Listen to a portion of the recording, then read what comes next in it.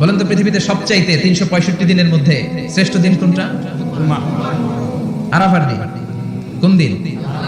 আল্লাহ, আকাশের নিচে জমিনের উপরে আমার চাইতে বড় গুনাহগার আর কেউ নাই, এমন কোনো পাপ নাই যেটা আমি করি নাই। আল্লাহ, আমি ছাড়া তোমার গোলামের অভাব নাই, কিন্তু তুমি ছাড়া আর একটা রবও আমার নাই, ঠিক কি না? এভাবে আল্লাহরে বলেন, অ্যাকনোলেজমেন্ট। আপনি কি পাপ করছেন, আপনি কি অন্যায় করেছেন, কেন আপনি হতাশ, কেন আপনি নিরাশ? লা তাইয়াসু মির রাউহিল্লাহ ইন্নাহু লা ইয়াইয়াসু মির রাউহিল্লাহি ইল্লাল কওমুল কাফিরুন। আল্লাহর রহম থেকে, ভালোবাসা থেকে নিরাশ হয়ো না। আল্লাহর রহমত আর দয়া থেকে নিরাশ হয় তারা যারা কাফের, ঠিক কি না? কত পাপ করেছেন আপনি? বনি ইসরাইলের এক সিরিয়াল কিলার ছিল, সহিহ বুখারীতে এসেছে। সে এত হত্যা করেছে, হত্যা করতে করতে করতে 99 জন মানুষকে সে সিরিয়ালি মার্ডার করে ফেলছে। কয়জনকে? আপনি মারছেন কয়জন রে? আমি মারছি কয়জন রে? সে 99 জনকে মারছে। কয়জনকে? 99 জনকে। মারার পরে তার অন্তরে ভয়, হায় রে 99 জনকে আমি শেষ করে দিলাম, না জানি আমার নসিবে কি আছে, না জানি আল্লাহ আমারে কি শাস্তি দেয়। ভয়ে এক রাহেবের কাছে গেল, খ্রিস্টান পাদ্রী, খ্রিস্টানদের আল্লাহর ওলি, যে বলে, ও আল্লাহর ওলি, আমার তো বড্ড ভয় হয়, আমি অপরাধ করেছি। কি অপরাধ? আমি 99 জনকে হত্যা করেছি। রাহেব বলে, 99 জনকে হত্যা করছো? সর্বনাশ, তোর কপালে তো ক্ষমা নাই। সিরিয়াল কিলার কয়, আমার কপালে যদি ক্ষমা না থাকে তোরে বাঁচায় রেখে লাভ কি? আমি যেহেতু শেষ, তোরও শেষ করে মরি। ওরেও মেরে ফেলছে। এবার সেঞ্চুরি, এবার সেঞ্চুরি করে আবার ভয়, হায় রে 100 জনের মারলাম, না জানি আমার নসিবে কি আছে। খুঁজতে লাগলো কোনো ভালো আলেম আছে কিনা। আলেমের কাছে গেছে, যে বলে, আলেম 100 হত্যা করেছি আমি, 100 খুনের আসামি, আমার নসিবে কি ক্ষমা আছে? আলেম বলে, তুমি কি গুনাহ করছো মিয়া? তোমার গুনাহ যত বড় হোক, তোমার অন্যায় যত বড় হোক, তোমার পাপ যত বিশাল হোক, আমার আল্লাহর দয়া ভালোবাসা তার চাইতেও বিশাল। তুমি একটা ভালো জায়গায় যাও, এই এলাকাটা ভালো না, এখানে সব জালিমদারে বসবাস, তুমি ভালো মানুষদের এলাকায় চলে যাও, সেখানে যে তওবা করো। লোকটার অন্তরে ভয় এসেছে, তওবার নিয়ত করেছে। বাসায় যে কাপড় চোপড় ব্যাগের ভেতরে ভরে ঘর থেকে বের হওয়ার সাথে সাথে মালাকুল মাউত এসে রূহ কবজ করেছে। ফাজাআত মালাইকাতুর রাহমা ওয়া মালাইকাতুল আযাব, রহমতের ফেরেশতারা আসছে, আযাবের ফেরেশতারা আসছে। রহমতের ফেরেশতারা বলে, যেহেতু রিয়েলাইজেশন আসছে, ভালো পথে যাওয়ার ইন্টেনশন আসছে, আমরা রূহ নিব। আযাবের ফেরেশতারা বলে, না, এখনো তো ভালো হইতে পারে নাই, 100টা খুনের বিষয়টা সহজ না, 100 জন মানুষকে হত্যা করেছে, তার রূহটা আমরা নিয়ে সিজ্জিনে ঢুকাবো। রহমতের ফেরেশতারা বলে, না, তার রূহটা আমরা নিয়ে ইল্লিনের ভেতরে ঢুকাবো। 2 দল ফেরেশতার মারামারি, 2 দল ফেরেশতা ঝগড়া লেগে গেছে। এরা বলে আমরা, এরা বলে আমরা, ভেজাল আছে না নাই? আল্লাহ বলে, ধাক্কাধাক্কি আর ঝগড়ার দরকার নাই, ফিতা দিয়ে মাপো। ভালো এলাকাটা, যে এলাকায় যাচ্ছিল, ওই এলাকাটা যদি কাছে হয়, রহমতের ফেরেশতারা নিয়ে যাবা। খারাপ এলাকা যদি কাছে হয়, আযাবের ফেরেশতারা নিয়ে যাবা। খারাপ এলাকাটা কি কাছে নাকি অনেক কাছে? একেবারে কাছে, ঘর থেকে মাত্র বের হয়েছিল, ঠিক কিনা? আর ভালো এলাকা তো অনেক দূর। আল্লাহ জমিনকে আদেশ করলেন, ভালো এলাকাটা তুই সংকুচিত হয়ে কাছে চলে আয়, খারাপ এলাকাটা তুই দূর থেকে দূরান্তরে চলে যা। নেপে দেখা গেল যে খারাপ এলাকা অনেক দূরে, ভালো এলাকা একেবারে কাছে। রহমতের ফেরেশতারা তার রূহ নিয়ে জান্নাতে ঢুকিয়ে দিল। চিল্লায় পড়েন আল্লাহু আকবার। এজন্য তওবা যদি তওবার মতো করতে পারেন, চাওয়ার মতো যদি আল্লাহর কাছে চাওয়া যায়, সব গুনাহ মাফ করে দিবে কে? বিশ্বনবী বলেন, আমার আগের কোনো গুনাহ নাই, পরের কোনো গুনাহ নাই। লিয়াগফিরা লাকাল্লাহু মা তাকদ্দামা মিন যামবিকা ওয়া মা তাআখার। আল্লাহ বললেন, নবী আপনার কোনো গুনাহ নাই, আপনি মাসুম, নিষ্পাপ, নিষ্কলুষ, আপনার কোনো পাপ নাই, গুনাহ নাই, অন্যায় নাই। তারপরে বিশ্বনবী বলেন, ওয়াল্লাহি লা আস্তাগফিরুল্লাহ ওয়া আতুবু ফিল ইয়াউমি আকসার মিন 70 মাররা। প্রতিদিন আমি বিশ্বনবী 70 বারেরও বেশি আল্লাহর কাছে তওবা করি। কয়বারের বেশি? কোনো গুনাহ আছে? কোনো পাপ আছে? কোনো অন্যায় জীবনে করেছেন? উনি যদি প্রতিদিন করে 70 বার, আমাদের করা দরকার কয়বার? হ্যাঁ, 70,000 বার। আমরা করি কয়বার? কয়বার করি? বছরে করি না 70 বার, ঠিক কিনা? আওয়াজ করে সবাই তওবা পড়েন, পড়েন আস্তাগফিরুল্লাহ, আবার পড়েন আস্তাগফিরুল্লাহ, আবার পড়েন আস্তাগফিরুল্লাহ। আপনার তওবা, আপনার ইস্তেগফার আপনি নিজেই পড়বেন। অনেকে বলে ইমাম সাহেব রে না আনলে তওবা পড়া যাবে না, আছে না নাই? হুজুরের সাথে তওবা পড়াইতে হয়। আপনাদের কক্সবাজার আলহামদুলিল্লাহ এগুলো নাই না?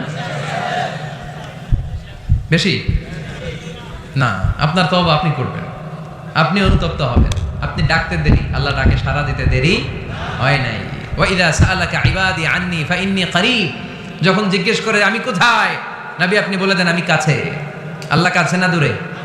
আল্লাহর কাছে কোনো ভায়া হয়ে যাওয়া লাগে, কোনো কেরানি হয়ে যাওয়া লাগে না, কোনো মাধ্যম হয়ে যাওয়া লাগে আল্লাহর কাছে? আল্লাহ বলে ডাকলেই আল্লাহ ডাকে সাড়া দেয়। চিল্লায় বলেন ঠিক কিনা? আল্লাহ বললেন যদি আমার কাছে আসতে চাও 1 বিঘত, আমি আসি 2 বিঘত। যদি আমার কাছে আসতে চাও 1 হাত, আমি আল্লাহ আসি 2 হাত। যদি আমার কাছে হেঁটে হেঁটে তুমি বান্দা আসতে চাও, আমি আল্লাহ তোমার দিকে দৌড়ে দৌড়ে যেতে চাই। তুবু ইলাল্লাহি তাওবাতান নাসুহা, তওবার মতো তওবা করো। তওবার মতো তওবা করলে সব গুনাহ মাফ করে দিতে পারে কে? আল্লাহ। তাহলে মুমিন বান্দার প্রথম গুণ হচ্ছে আত-তাইবুনা। প্রথম গুণটা কি? আত-তাইবুনা। সবাই পড়েন, আবার পড়েন আত-তাইবুনা। তওবার 5টা শর্ত আছে। কয়টা? আরো জোরে বলেন কয়টা? 1 নাম্বার হচ্ছে অ্যাকনলেজমেন্ট, স্বীকার যাইতে হবে যে আল্লাহ আমি সবচেয়ে বড় গুনাহগার। কি গুনাহ করছেন আপনি জানেন না, এগুলো স্বীকার করেন, একটার পর একটা লিস্ট করে আল্লাহরে শোনান, যদিও আল্লাহ সব জানে, ঠিক কি না? আপনি বলেন আল্লাহ আমি এই পাপ করেছি, আল্লাহ আকাশের নিচে জমিনের উপরে আমার চাইতে বড় গুনাহগার আর কেউ নাই, এমন কোনো পাপ নাই যেটা আমি করি নাই। আল্লাহ আমি ছাড়া তোমার গোলামের অভাব নাই, কিন্তু তুমি ছাড়া আর একটা রবও আমার নাই, ঠিক কি না? এভাবে আল্লাহরে বলেন। অ্যাকনলেজমেন্ট, স্বীকারোক্তি, আল ইকরা, স্বীকার জান যে আপনি গুনাহগার, আপনার চাইতে বড় গুনাহগার এই তল্লাটে দ্বিতীয়টা নাই। 2 নাম্বার হলো রিপেন্টেন্স, অনুতপ্ত হন, চোখের পানি ছাড়েন, মাফ করে দিবে কে? সাইয়েদনা আদম আলাইহিস সালাম ভুল করলেন, ক্ষমা চাওয়ার সময় এই 2টা কাজ তিনি আগে করলেন। প্রথমে তিনি স্বীকার গেলেন তিনি ভুল করেছেন, তারপরে তিনি অনুতপ্ত হলেন।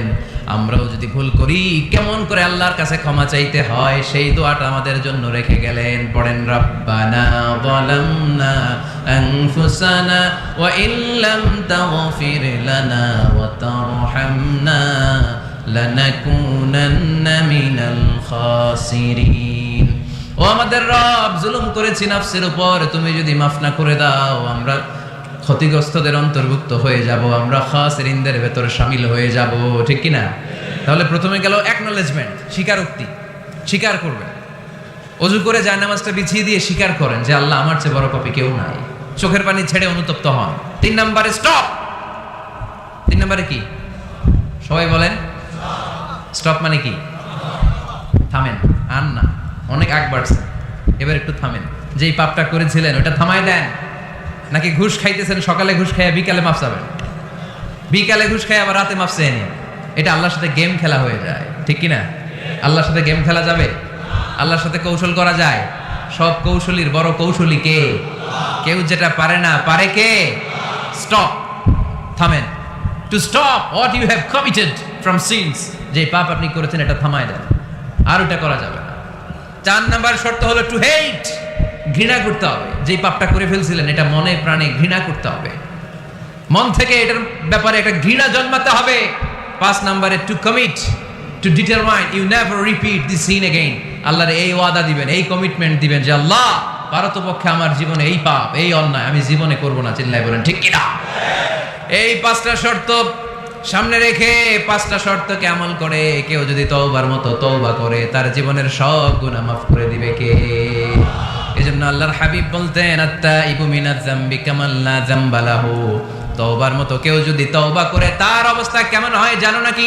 মায়ের পেট থেকে বাচ্চা বের হলে নবজাতকের যেমনি গুনাহ থাকে না, তওবা কবুল হলে ওই ব্যক্তিটাও নবজাতকের মতো হয়ে যায়, তার আমলনামায় কোনো গুনাহ থাকে না। আত-তাইবু মিনাজ যামবি কামান লা যামবা লাহু। কেউ যদি তওবার মতো তওবা করে তখন তার অবস্থা এমন হয়ে যায় যে তার আমলনামায় আর কোনো গুনাহই থাকে না। চিল্লায় বলেন ঠিক কি না? তাহলে মুমিন বান্দার প্রথম গুণ হচ্ছে আত-তাইবুনা। আওয়াজ করে বলেন প্রথম গুণ কি? আরো জোরে বলেন প্রথম গুণ। যে কোনো সময় আপনি আল্লাহরে ডাকবেন, আল্লাহ শুনবে 24/7, কোনো বন্ধ নাই। বারবার চাইলে আল্লাহ খুশি হয়। দুনিয়ার নিয়মের উল্টো, এ দুনিয়াতে কারো কাছে বারবার চাইলে খুশি হয় না, রাগ হয়। আমি হুজুরের কাছে গেলাম, হুজুর আমার একটু টাকা পয়সার সমস্যা, 500 টাকা দেন। 7 দিন পরে আবার হুজুর একটু সমস্যা আছে, 500 টাকা। হুজুর লজ্জায় পড়ে দিলেন। তার 7 দিন পরে আবার হুজুর আমি একটু বিপদে আছি, 500 টাকা দেন। ওই দিন মনে মনে ভাববে ঘটনা কি, সমস্যা কি, তাও লজ্জায় পড়ে দিয়ে দিল। তারপরের বার গেলে দিবে, লাঠি দিয়ে দৌড়ানি দিবে। কি পাইছো তুমি? কি পেয়েছো? 7 দিন পর পর 500 টাকার আবদার। তার মানে এই পৃথিবীতে কোনো বিষয় নিয়ে কারো কাছে বারবার যাওয়া যায় না, বারবার চাওয়া যায় না। চাওয়া যায়?